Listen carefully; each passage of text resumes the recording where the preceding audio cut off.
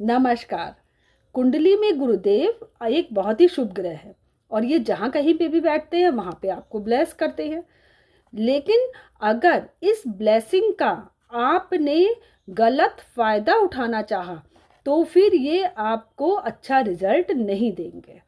जैसे अगर ये दूसरे भाव में बैठे हुए हैं तो दूसरे भाव में बैठ करके आपको फैमिली का, आपको धन का, इन सब का सुख देंगे।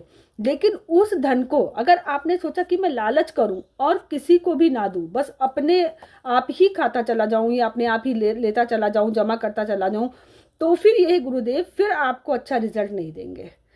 आपको लालच ना करके इसका चाहे दान करिए, चाहे कहीं पे भी लगाइए, कुछ करिए, मतलब दूसरों की सेवा में लगाइए, वो आपको करना पड़ेगा। ऐसे दूसरा भाव आपका खाने का भी है, आपके अन्न का भी है, वो आप दान करिए।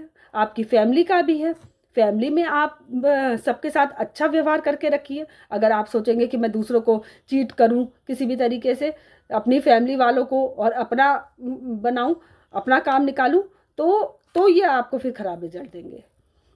गुरुदेव क्या है? एक बहती नदी, एक अच्छी जिसे कहते हैं ना साफ नदी, और उसमें जल बह रहा है, अगर उस जल को रोक दिया जाए तो वो आपका जिसे कहते हैं ना सड़ जाएगा। तो ऐसा काम नहीं करना है कि आप उसको सड़ाओ, आपको उसे बहते रहने देना है। आपको वहां पे कुछ भी बांध के नहीं रखना है, कोई भी लालच किसी तरीके का नहीं करना है।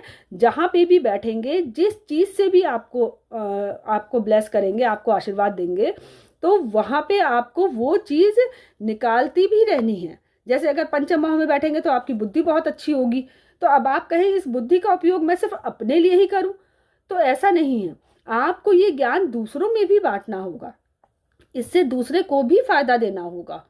किसी को भी ठग से, या आप ये सोचें कि आपको तो बहुत अच्छा कोई ज्ञान प्राप्त है और उसका फायदा बस आप खुद ही लेना चाहें, तो ये चीज नहीं होगी। इसको आपको बहते रहने देना है, यानी कि अपना ज्ञान दूसरों में भी बांटना है।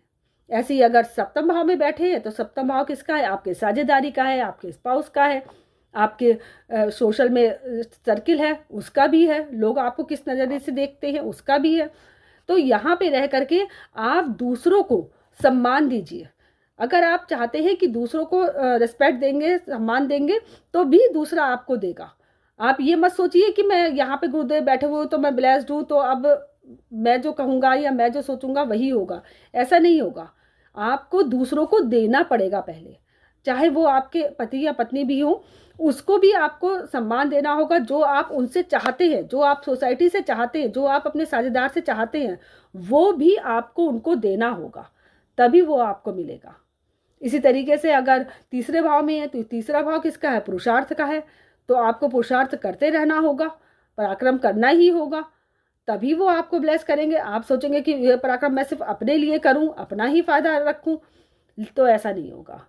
इसी तरीके से अगर 11वें भाव में बैठेंगे तो वही क्या है? इनकम होगी, आपकी बहुत अच्छी इनकम होगी, आपका सोशल सर्किल भी बहुत अच्छा होगा।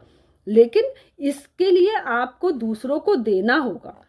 चाहे सोसाइटी में कोई क्लब बनाइए, चाहे कोई ऐसी संस्था बनाइए जहाँ पे आप लोगों को दे सके कोई भी चीज़। इसी तरीके से 12वें के गुरु हैं तो 12वां भाव में तो आपको परोपकार करना ही करना है, आपको देना ही देना है। आपको ये सोचना नहीं है कि दूसरा मुझे वापस देगा, ऐसा नहीं होगा। लेकिन आपको अपने पास से निकालना है, ये जरूरी है। इसी तरीके से अगर 8वें भाव में गुरुदेव बैठे हैं तो 8वां भाव किसका है? कोई गुप्त विद्या का है। अगर आपको कोई गुप्त विद्या आती है तो वो गुप्त विद्या मतलब कोई ऐसी विद्या जो बहुत कठिन है, चाहे एस्ट्रोलॉजी हो, चाहे कुछ भी हो, तो वो आप दूसरों को सिखाइए।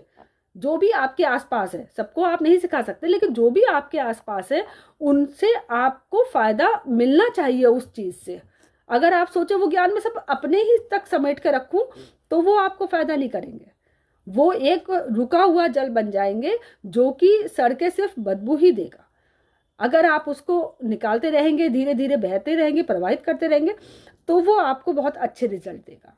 तो इसीलिए गुरुदेव जहाँ कहीं पे भी बैठे, जिस भाव में बैठे हैं, वहाँ पे आपको लालच नहीं करना है, उस चीज का आपको लगातार देते रहना है या निकालते रहना। धन्यवाद।